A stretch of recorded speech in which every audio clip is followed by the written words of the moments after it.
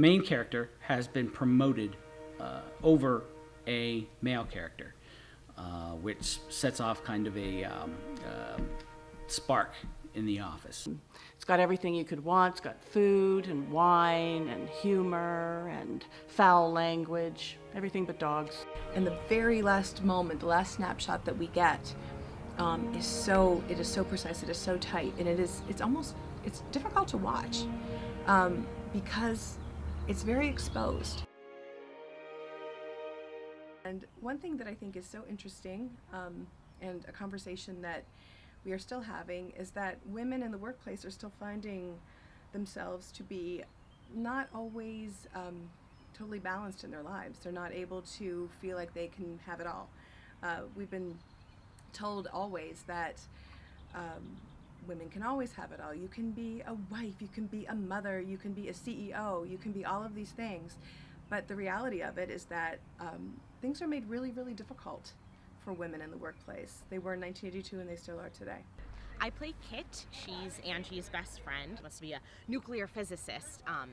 In this day and age that the play is set in, it's not common for women to want to achieve such a taxing profession. So I think she's really interesting, and I think she's a go-getter at heart, but definitely a little bit of a loner. Anyway, so I play the part of Angie. She just acts on her impulses all the time. There is no deliberation. When she wants something, she does it, and she's very manipulative to the people around her. So that's been really fun for me, which is kind of messed up to say, but it's been a really exciting, creative experience. So I play Patient Griselda, who is actually a character from a story called The Clerk's Tale by Chaucer in the Canterbury Tales.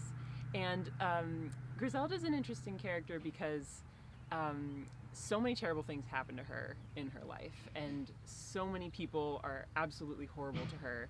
And she's married to a man who treats her very, very poorly. Her children are taken away from her. Her story is very sad, but through it all, she remains very patient and very kind, and fairly optimistic, all things considered. The thing I really like about Dalgret is that, unlike some of the other characters, I'm a fictional character. I was the subject of a painting, not an actual person. And I don't have to be constrained by manners, or I wasn't oppressed by anybody.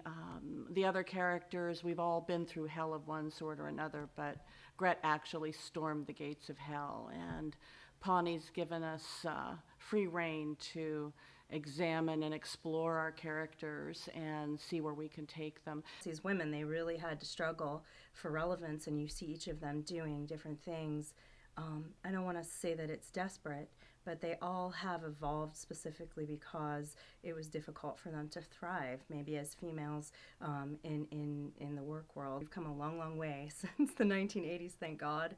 I feel very empowered, and I think it's important for us to always remember this piece of work, just so that we understand how far we've come. I play Joyce, and Joyce is Marlene's sister. She's actually not in the business world at all.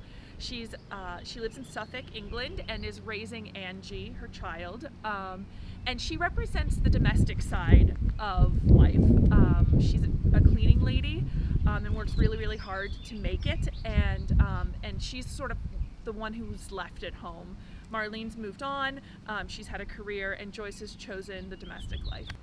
So I play Lady Nijo. She was a concubine to the emperor in about 1271, and then later she turned into a Buddhist nun.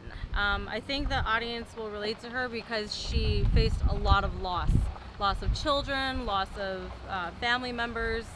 She had a really important status in history, and after she fell out of favor, she had to find another path through life. I think anyone who has raised a child, especially a teenager, will probably find some of the things that come out of my character's mouth very familiar. We have an entire scene about cleaning your room, and I think there's something so strong about her and her relationship with her sister and her daughter, and how hard she works to preserve that.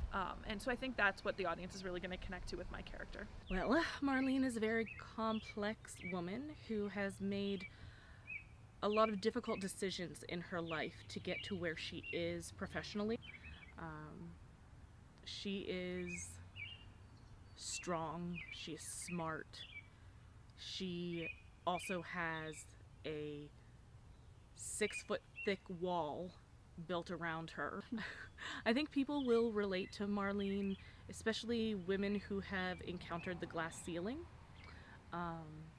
Anyone who has dealt with misogyny. I think that this is a very timely and timeless play. We are all coming from our specific time periods.